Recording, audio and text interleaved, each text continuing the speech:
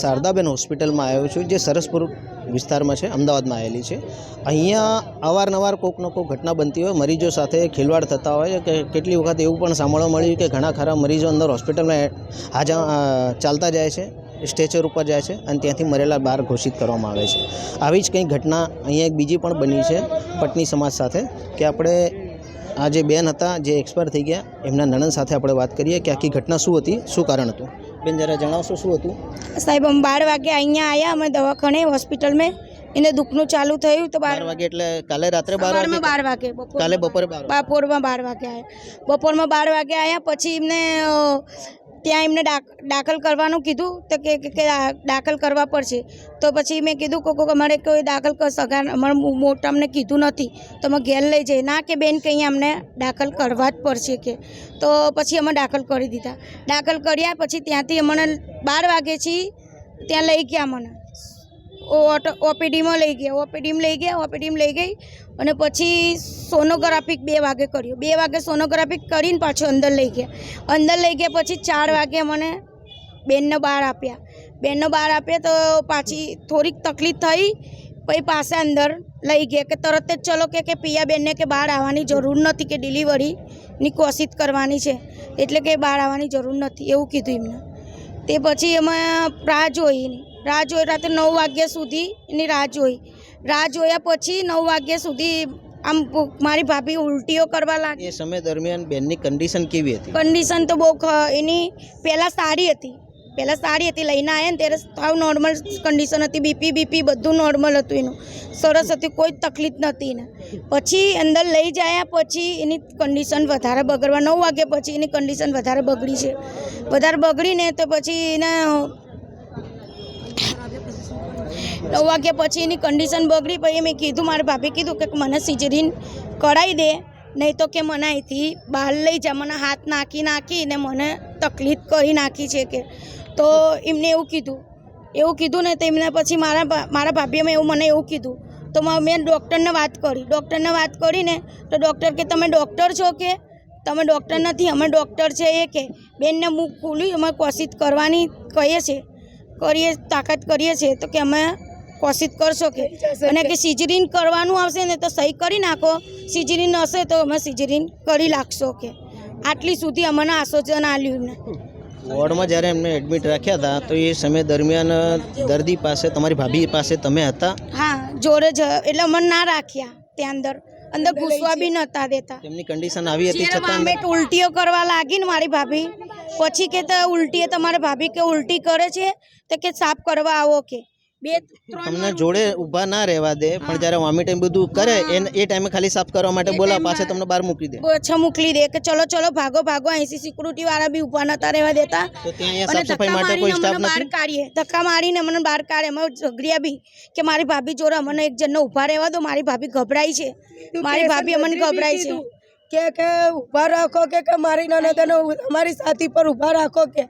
પણ આ પેશન્ટનું સાંભળ્યું નહીં એમને, આ ડૉક્ટરે કે પેશન્ટને કે એમને શું જરૂર છે કે તારી કે ચલો કે બહાર નીકળો, એમ કરતાં ધક્કા લગાવે ને તો પાટલા પરથી હું પડી ગઈ કે મેં કીધું કહો ભાઈ હું સાહેબ, હા તો કે સાહેબને મેં કીધું કહો સાહેબ તમે ધક્કા ના લગાવો, કહો આવી રીતના કહો, તમને કહો પેશન્ટ આટલી ડોક્ટરે માર્યા કે ત્યાં અંદર સિસ્ટર ચલો કે બહાર નીકળો કે અમને નહીં કે। તો હું પાટલા પર ઠોકર આવીને બીવાતી હેઠી પડી ગઈ। તો પછી મેં કીધું કે પેશન્ટ કીધું કે 5 મિનિટ તો ઊભા રહેવા દો કહીને મારી જોડે કે, તો કે ના ઊભું રહેવા દેવાય કે ચલો કે બહાર નીકળો કે બધા કે ચલો કે, એમ કરીને ધાર ધમકીમાં લેવા માંડી અમને। તો મેં કીધું મારા ભાભી કે અત્યારે તું જા, મને કે તપાસ નહીં કરે કે, તો કે તું અત્યારે જા બહાર ઘરી, પછી કેમ હું પાછી બહાર આવું છે। તો પાછી હાથ બી જોડ્યા અંદર જવા માટે, તો બી છે ને એમને અમને અંદર ઘૂસવા ના દીધા કે ના રજાઈ પણ આપી એ લોકો।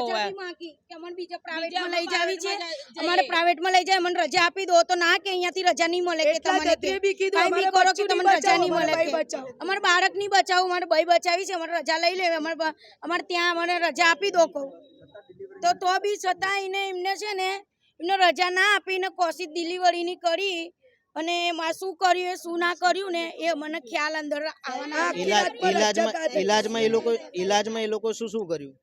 ઈલાજ મેં મોટી અંદર સોય લઈને આવેલા હતા, ડૉક્ટરે શું વાત કરી કે આગળ કેટલી દવા ચાલુ કરી રીતનું શું આપવાનું છે?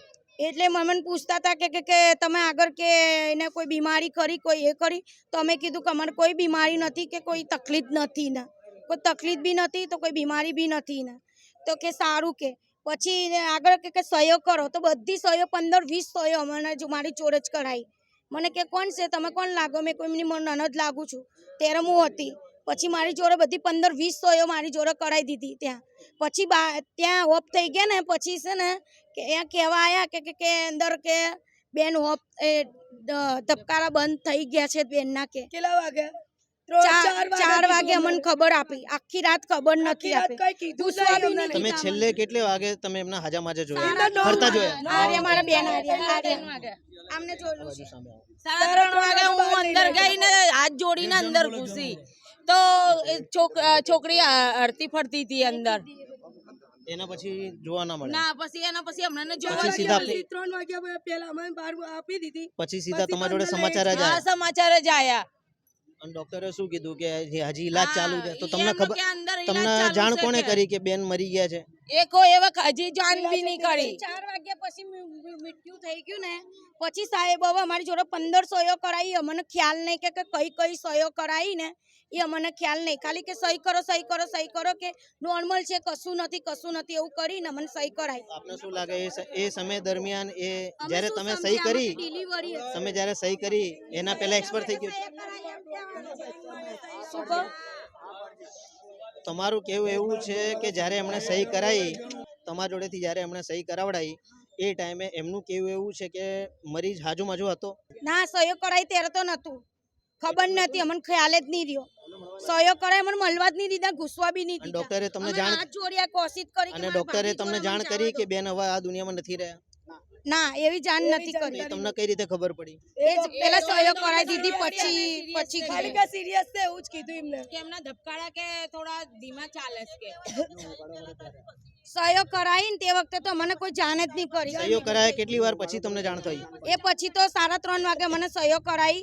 પછી 4 વાગે મેન 4 વાગ્યા ને પછી અમને એ ડોક્ટરો આવ્યા ને ડોક્ટરોને અમે કીધું કે બેન કે શું થયું, કે બોલો તો ખરી, મારી ભાભીને શું થયું, તમને તકલીફ શું થઈ, બોલો તો ખરી. તો કે ડોક્ટર આવશે ને તો કે તમને જાણ કરશે, ડોક્ટર આવશે તમને જાણ કરશે. તો સુધી 1-1.5 કલાક અમને ત્યાં અંદર વોર્ડમાં કોઈ મોટા ડોક્ટર હાજર હતા? ના, પછી ભાગીને આવ્યા ડોક્ટર, બધી સિકોવ જ હતી. જ્યારે તમે લઈને આવ્યા રાત્રે મોડાથી, જ્યારે એમને તકલીફ થઈ રાત્રે 9 વાગ્યાથી, તો એના પછીથી રાત્રે સવાર 4 વાગ્યા સુધી કોઈ પણ ડોક્ટર હાજર નતા અંદર? બધી શીખાવ જ હતા? સિકોવ જ હતી, બધી સિકોવ જ હતી. આપને કઈ રીતે ખબર પડી હતી કે બધા એમને શીખાવ છે? કીધું, મેં પૂછ્યું ને તો કે મોટા સાહેબ નથી આયા, કે મોટા સાહેબ આવશે ત્યારે તમને જવાબ આપશો કે. અત્યારે અમારી સાથે એક બીજા પણ કાકા છે કે એમની પણ બેબી અહીંયા એડમિટ હતી. આપણે વાત કરીએ કે શું થયું કાકા, બતાવો. અમારો રાત્રે અમારે બેબી અહીંયા એડમિટ હતી સિવિલ હોસ્પિટલ. બીજી બી મારા સારાની છોકરીઓ હોસ્પિટલ હતી અહીંયા સિવિલ હોસ્પિટલની અંદર. પણ રાત્રે આ બનાવ બન્યો તો બે છોકરીઓ ભાગી ગઈ ને ત્યાં જ કાલે લઈ કરીને અમે એ બંને પણ ગભરાઈ ગયા? બે ગભરાઈ ગઈ તો સીધી દોડીને બહાર આવી ગઈ. છોકરી ત્યાં 2 વાગે દેવ થઈ ગઈ. એ લોકો કેમ ગભરાઈ ગયા? એટલે છોકરીને મરી ગઈ ત્યાં. જે એમના ભાભી જે અંદર એડમિટ હતા એમના બાજુના ખાટલામાં તમારી બેબી એડમિટ? મારી બેબી ખાટલામાં એડમિટ. એક કિંજલ નામ હતું મારી બેબીનું. બરાબર. તમારી બેબીનું કેવું એવું છે કે રાત્રે 2 વાગે જ એમના ભાભી એક્સપાયર થઈ ગયા છે, બાજુના ખાટલામાં હતા, અને એ જોઈને પછી એ પણ ગભરાઈ ગયા, જેના કારણથી અહીંયાથી નીકળી ગયા. ત્યાંથી નીકળી અને પ્રાઇવેટમાં લઈ જઈને દાખલ. ભાભી જ્યારે એક્સપાયર થઈ રાત્રે 2 વાગ્યા થઈ ગયા અને ડોક્ટરે હજી સુધી એ લોકો સવાર 4 વાગ્યા સુધી જાણ જ નથી કરી. જવાબ જ નથી આલ્યો સુધી, હજી સુધી કોઈ જવાબ જ નથી આલ્યો. બરાબર. એના પછી બીજી બેબીને ત્યાં ડિલિવરી છે ગાંધી ચેતન ગાંધીના તો લઈ જાય ને એ કને 10-15 અડધો કલાકની અંદર ડિલિવરી કરાવી લાગી. અને અમે તે કાલના આવેલા છે, કાલ સવારે 4 વાગ્યાલા.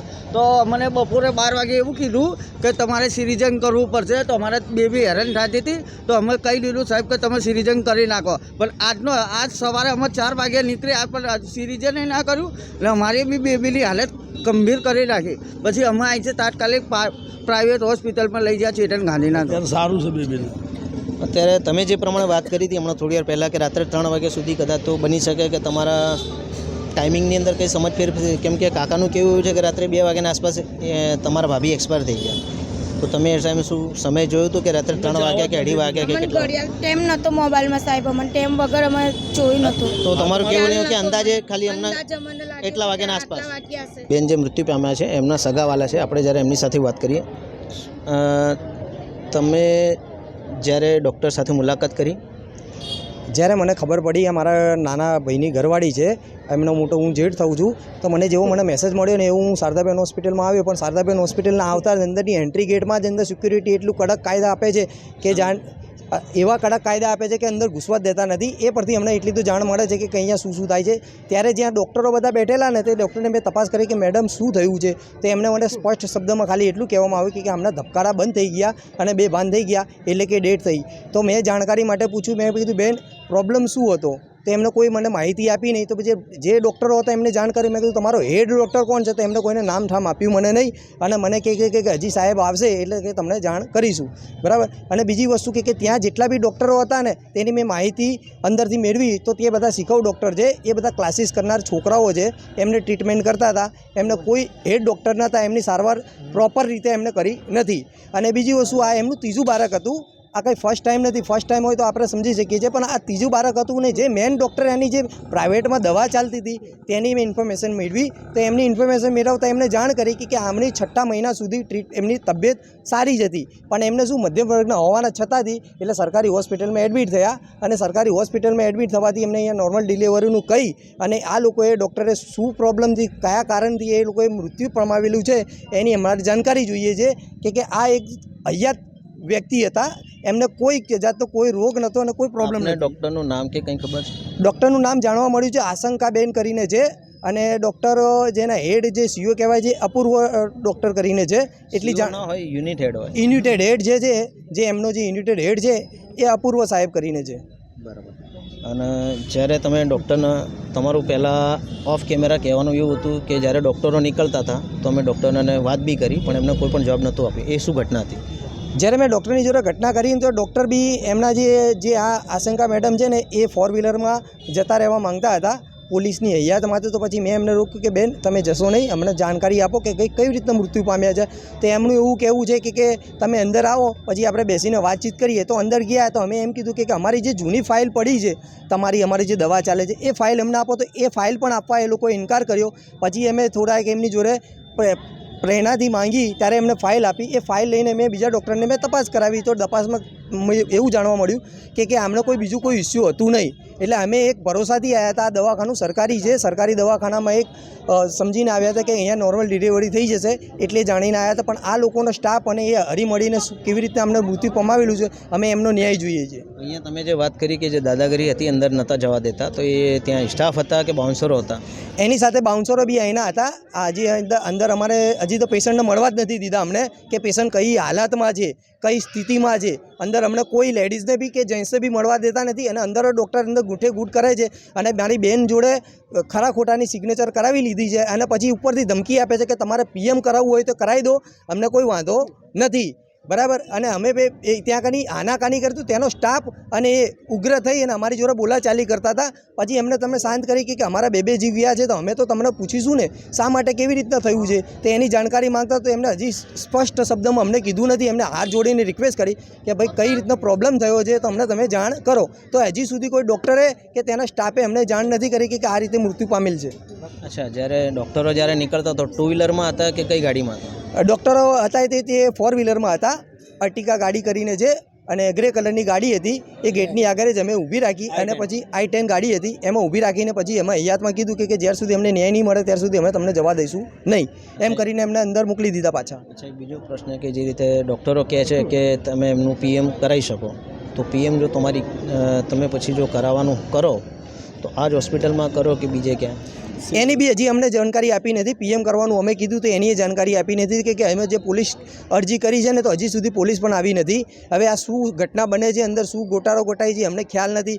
હવે આમાં ડૉક્ટરો છે એ હવે અધિકારીઓના સંપર્કમાં હોવાથી અમને કોઈ સારી રીતે એમને મદદ મળતી નથી, બરાબર. કોઈ જાણકારી હજી મળી નથી. આટલા ટાઈમથી સવારથી 5-4 વાગ્યાથી લઈને અત્યાર સુધીમાં હજી કોઈ પોલીસ આવી નથી કે નથી કોઈ સ્ટાફનો વ્યવસ્થિત અમને જવાબ મળ્યો નથી. અને એ લોકો ખાલી એમ કે તમે પીએમ કરાવી લો, અમને કોઈ વાંધો નથી. એવા પીએમ ક્યાં કરાવવાનું, કેવી રીતના કરાવવાનું એની કોઈ જાણકારી અમને મળેલી નથી.